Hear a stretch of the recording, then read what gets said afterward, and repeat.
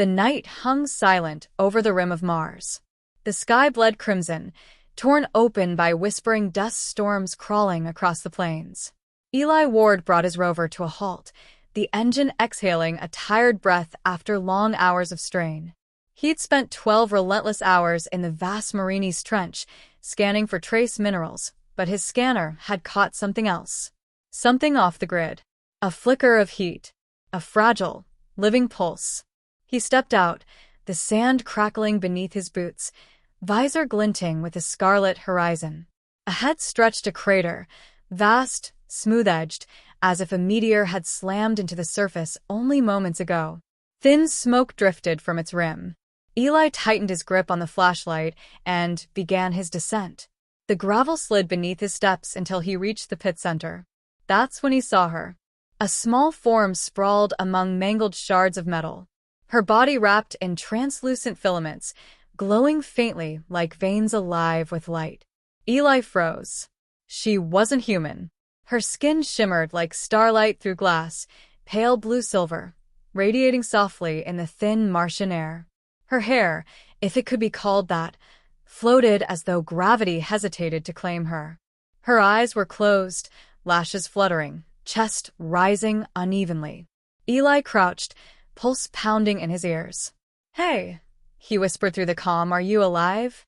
Her eyes snapped open. Vast. Luminous, like nebulae trapped in water, and filled with terror. She flinched, the cords tightening around her limbs, making her gasp. Eli raised both hands. Easy. "I'm not here to hurt you." Her lips parted, her voice trembling out in soft metallic tones, resonant and musical, as if vibrating through a shell. "Don't untie me," she breathed. Please. "Don't, human." Eli blinked. "Don't? Why not?" Her eyes welled, tears glittering in the Martian light. "End it before they return. Before they make me—" She stopped, body shuddering violently. Every instinct screamed at Eli to retreat, to call the base, to follow protocol. But something raw, painfully human in her voice rooted him there. He knelt closer, ignoring the voice of training. "I'm not killing anyone," he said quietly. "Tell me who did this." She turned toward the wreckage, strange sigils glowing faintly across its hull. "My kin," she whispered. "We call ourselves Syrians, explorers. But I defied them. This is the price."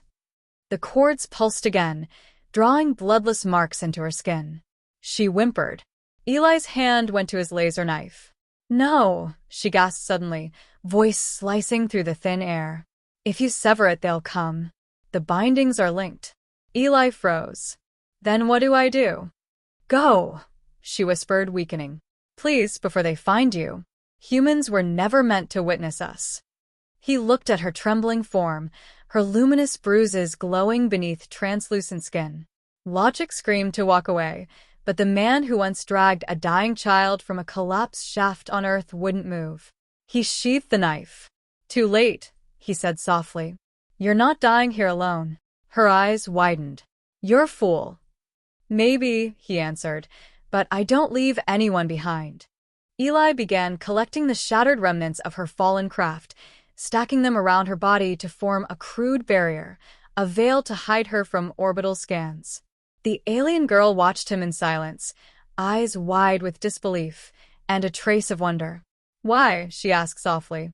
He didn't look up. "Because it's what we do." Minutes stretched into an hour. The sky deepened, stars piercing through thinning red dust. Eli worked methodically, building a fragile shelter inside the crater's shadows. He opened his medkit, injecting her with a stabilizer. When his gloved fingers brushed her wrist, she flinched but didn't resist. "Your blood," he murmured, watching the faint radiance flow beneath her skin. "It's beautiful." She blinked slowly. "It's unstable. Don't linger on it too long." Eli chuckled under his breath. "Duly noted." He sank beside her, exhaustion pressing down like gravity. Above, the wind wailed across the crater rim, a long, low hum that made her tense in an instant. "They're close," she whispered. Who? "Your people?" Her eyes found his, desperate. "They'll trace the energy from the wreck. When they find me, They'll erase you. He frowned. Erase my mind or me? Both, she breathed. You'll never have existed. He swallowed hard. Then we'd better hurry. She stared as if he'd said the most irrational thing in the universe. You'd still help me?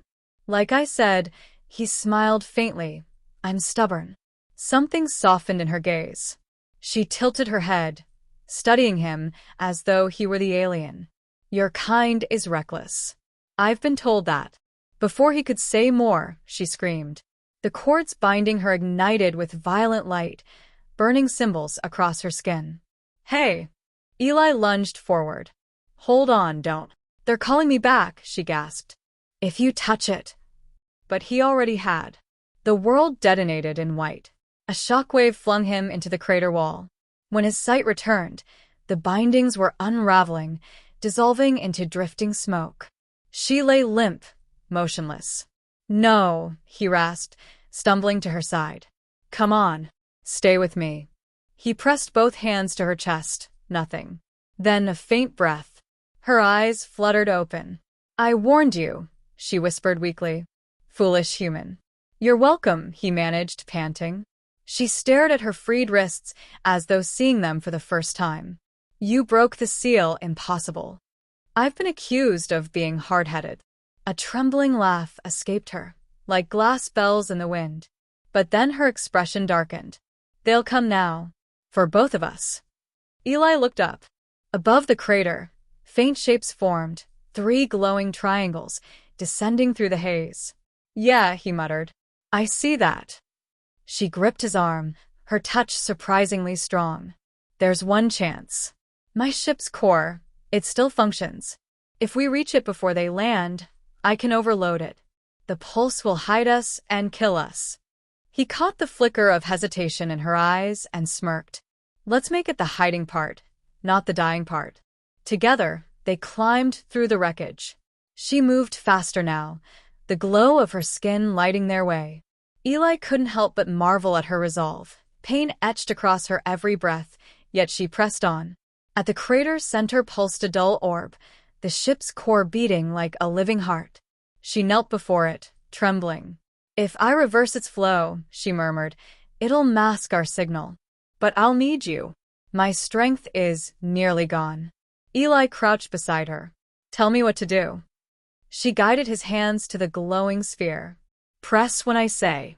If you release too soon, everything dies. He nodded.